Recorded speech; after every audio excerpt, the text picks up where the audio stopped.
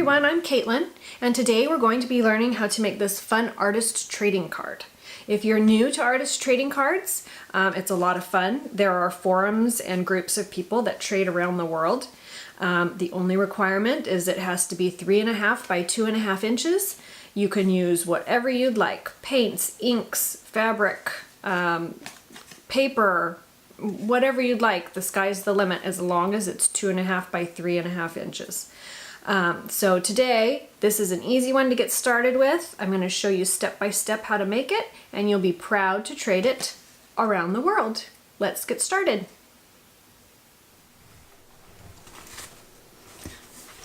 All right, so here's what you're going to need for this artist trading card. You're going to need some heavy paper, preferably. I like this watercolor paper. It's cold press. You can use hot press. It doesn't really matter. I just like that it's 140 pounds, so it's nice and thick.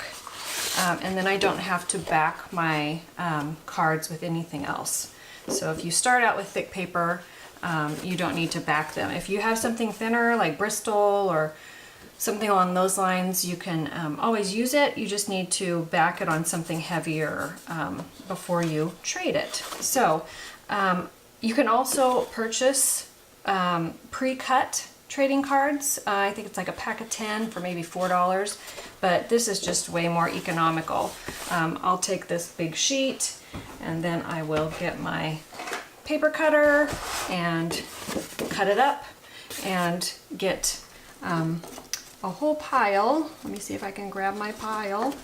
A whole pile of cards. Well, here's a couple. We're going for this size. So you get a whole bunch out of this sheet. So it's a good way to be economical. So anyway, and if you don't have a paper cutter, scissors are fine. So don't get hung up on that. You will also need a pencil and an eraser. We will need a gold gel pen or paint pen, which either way it works. You just want that gold metallic color. You will also need some gold fabric paint. This is kind of that puffy paint, so you need some of that. And then you will need a basic set of watercolors. These are my watercolors. You don't need this. You can use Crayola watercolors, whatever you have on hand. You could use colored pencils or pens. You don't need to do watercolor if you don't want to. So that's entirely up to you. So those are supplies. Oh, also, it's nice to have a little spray bottle of water to wet your watercolors with. So, and I have my little paper towel and a bowl of water, and have everything nearby. There's not a lot you need. Get your card and we'll get started.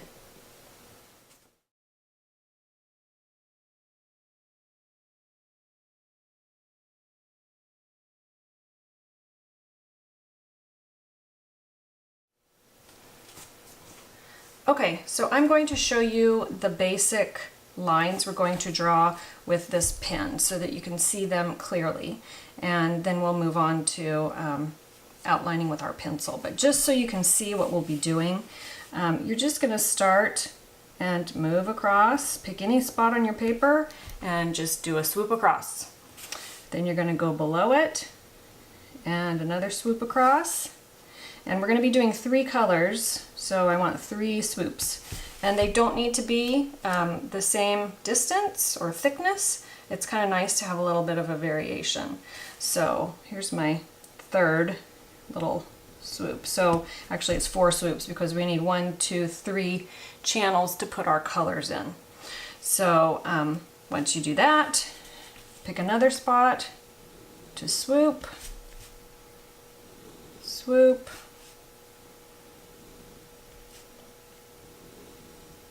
okay, and then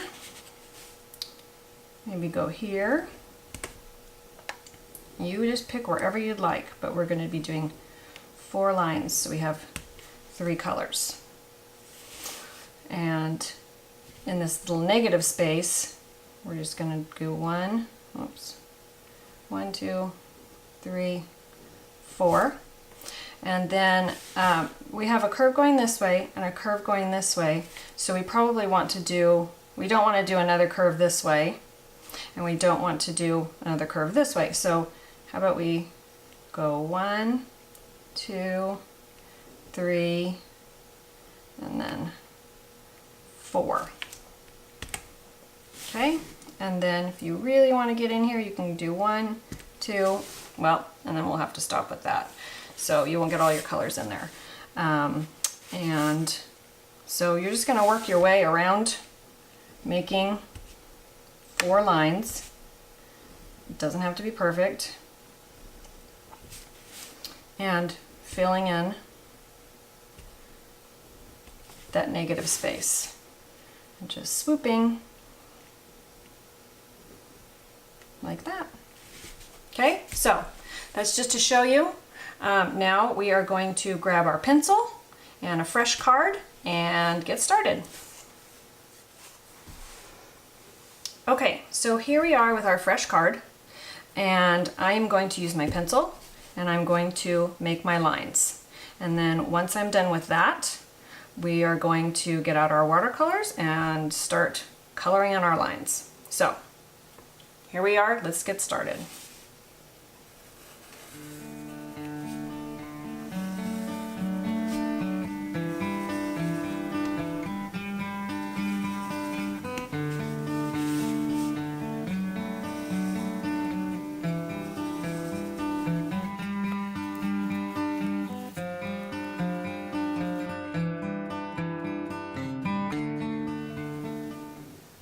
Okay, so now we'll move on to our watercolors, or your colored pens or pencils, whatever you would like to use, but I'm going to use watercolors. So give a little spray, get them nice and wet, get your water nearby, and I forgot to mention we need a little paintbrush. So just this is a little number 2, round. Just use what you have, just small enough that you can get in your little nooks and crannies, otherwise it'll be kind of frustrating. So I like to test my colors to see which ones I'm going to use. So I'll get a little, I think I definitely like red. So let's lay down a little red, see if we like that. Next to, how about some orange? Maybe. And then how about purple? Now my purple tends to be really dark until I water it down. So I just like the way the watercolors have that luminous effect. So that looks nice and bright. The only other thing I maybe would have used was some yellow. Maybe if I use the yellow. No, I think I like the orange. Okay, so red, orange, and purple. Alright, so we're just going to pick a spot and get started. So we'll start with the red. And I'll start here.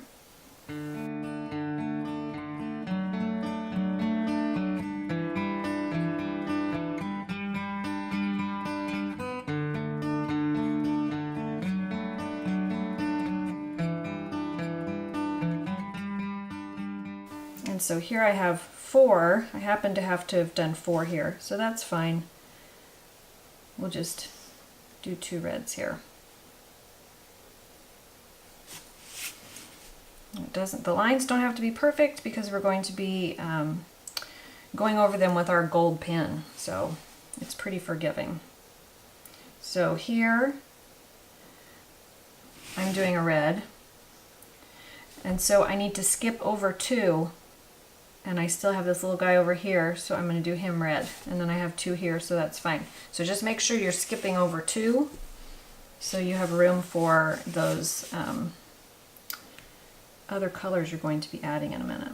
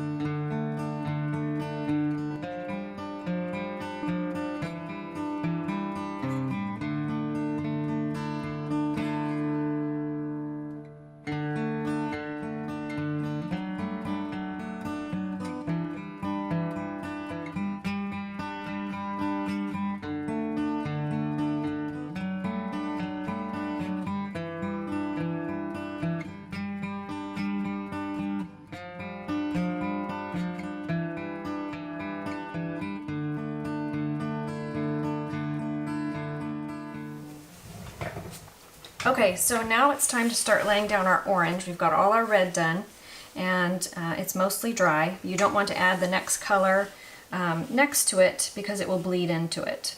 So make sure your first color's dry before you start putting your second in.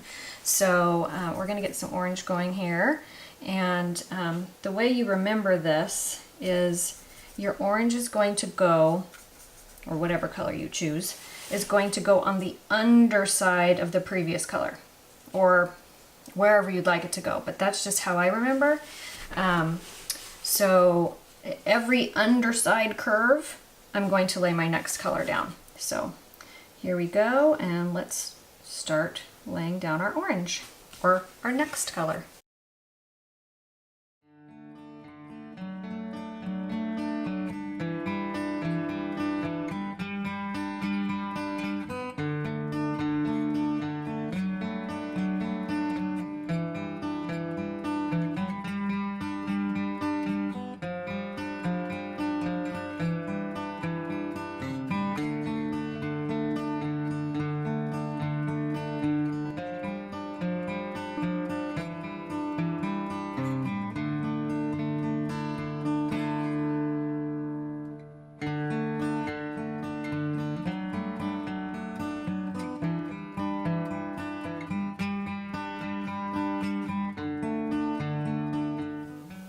Okay, so it looks like we've got all our orange laid down. I know we talked about going on the underside curve, but if there was no underside curve, you needed to go on the top. So it, you know, just repeating itself. So some of those you might have to think a little extra hard about, and you might have to go back and fill in a couple. Like right now, I already see a spot where I missed a tiny bit of red. So put a little red there. Actually, I'm not positive that should have gone there, but you know what? Nobody's going to notice once we get our other colors down. So let's move on to our last color. Oh, I already see I missed. Look right here, underside of red. So, and actually it goes here too. So I always miss and have to go back, but that's okay. And if you make a mistake, really, there's so many colors, nobody's going to notice. So let's move on to our purple, or whatever color you have chosen. My purple tends to be really dark. So let me test it real quick. Oh, that looks pretty good. So, all right, we'll move on. And as long as your orange is dry and your other areas are dry, this little spot here and here, I'm not going to go near. Well, it looks like I don't have to. So you don't want it bleeding. So go ahead, and once everything's dry, you can start laying down your last color.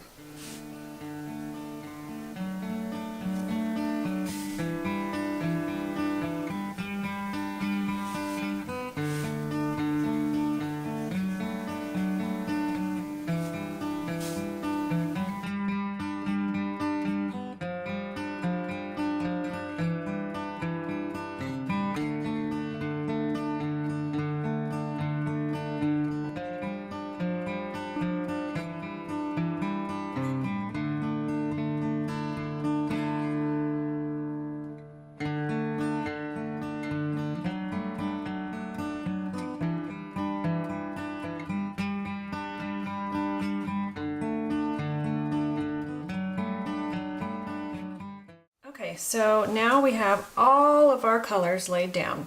I went back and there were a couple of spots that I had missed. Happens every time, so just fill those in. But now we're left with this, it's got gaps and it just doesn't look all that great. So we're going to fix it with our gold pen. So we are going to just go over our pencil lines with the gold pen. Simple as that. And once we're done with that, we have one more step and we'll be all complete. So here we go, outlining our colors.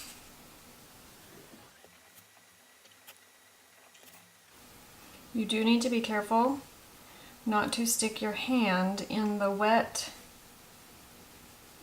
ink if you're using these jelly roll pens.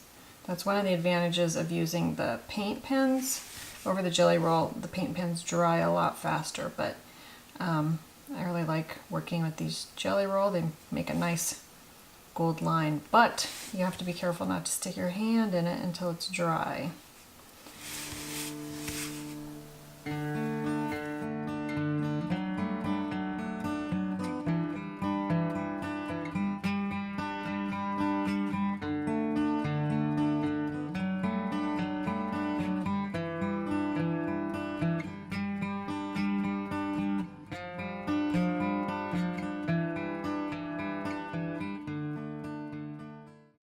Okay, now that that is all dry, we have our gold lines. It's looking much better. Our last step is our fabric paint. So you just need to pick which color you are going to do your fabric paint dots on. I think I'm going to pick purple. So all of my purple lines I'm going to make dots. And you're not going to squeeze very hard, and it's always good to do a little practice first and make sure your tip is clean and working. So this one looks pretty good. Actually, I'm going to wipe it off just real quick. Okay, so all the purple lines, we're going to do our dots. Just tap, tap, tap, tap, tap, tap, tap. Not really squeezing much. And the dots will look really raised and big. Actually, they flatten as they dry. So if you think your dots are a little too big, don't worry. They'll shrink a little bit.